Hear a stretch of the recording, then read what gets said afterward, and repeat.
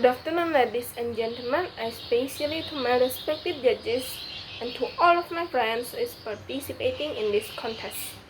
A few days ago, I asked 12 students from elementary school and junior high school that I met around my house randomly, "Hi, why don't you go to school?" And what happened is 9 of them answered by saying, "We are still having holiday because of the COVID-19 pandemic." I'm not sure about that answer. Then I asked, "Really?" Then they answer, "No, we are having online school actually." Take a look at the answer. We know that they are not having holiday. Perhaps they don't want to talk a lot with me, so they answered it shortly. But most likely, they really assume that online study is the same as holiday. That answer indicates that students' awareness of learning during the online school is still low. We as students study from home by using online tools only, not having a long holiday. I'm Elsi Margereta, 12th graders from Santo Bonaventura High School.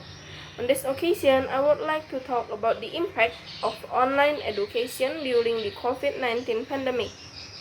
Currently, the whole world is shocked by the coronavirus. Because of this virus, we are required to do physical distancing. It decreases interaction with others. We start to do almost all of the activity online, including learning. Students are studying from home, while teachers are teaching from school. That's what applied in most of the school. As we know, online learning has given a lot of impacts to Indonesian educational sector. There are always two sides of everything that happen in the world, right? Positive and negative sides. While we study from home, we have more time with our family, right? We are able to study by our own learning style, whether it's auditory, visual, or kinesthetic. There's no regulation for that. We also can search more for our study material. We are able to explore the technology of learning, like online courses, webinar, or online learning group. In some, we can study whatever, whenever, and wherever from various sources. That if we have the grit to study, to learn more. What if we don't even want to learn? What if we're lazy, even to join in online classes? That's what causes the negative impacts in online learning. Limited internet quotas is the main obstacle of online learning. Even though there are subsidized quotas from the government, it's still not enough because besides study, we still have a lot of things to do online. Online learning also decreases students' attainment of learning, even learning loss. Not only that, students' time to socialize also decreases because of this online learning. Students go to school only to submit homework. We spend most of our time at home. So while we study from home, we don't meet our friends. That's what makes us feel tired and bored with this online learning. The worst disruption to school caused by the coronavirus pandemic constitutes a global education emergency that threatens to derail the education of at least 24 million students projected to end up school as a result, said Margereta, Executive Director of the United Nations Children's Fund.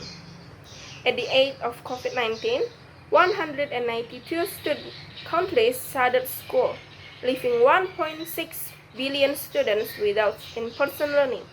Now more than 870 million students are still unable to return to school.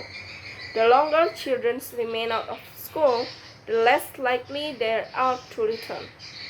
That's why UNICEF is urging governments to prioritize the opening school when restrictions are lifted. That also occurs in Indonesia. Reported from Okazon.com, around 148 senior high school students from Nusa Tenggara Barat got married because of this pandemic. The reason is they have nothing to do because they are bored with this online learning. So if because of this pandemic we continue to learn online, probably the amount of early marriage in Indonesia soared. Of course, that gives the bad impacts to our country population growth. Indeed, that huge amount of population growth will influence Indonesia's economic development. Even though there are a lot of bad impacts of the online learning, we don't have other solution considering the condition. What can we do right now is to help government solve this problem. Is obey the health protocol by always wear face masks when you're going to public area, keep your hand clean all the time, keep your physical distancing from others, cover your mouth when coughing or sneezing, and consume healthy food. To my friends all around Indonesia that watch my speech, it's time for us to keep effort on learning, to make changes to our future Indonesia, not to stop school because of this simple condition, because we in present are preparing the foundation for ourselves in future. That's all from me. Thank you.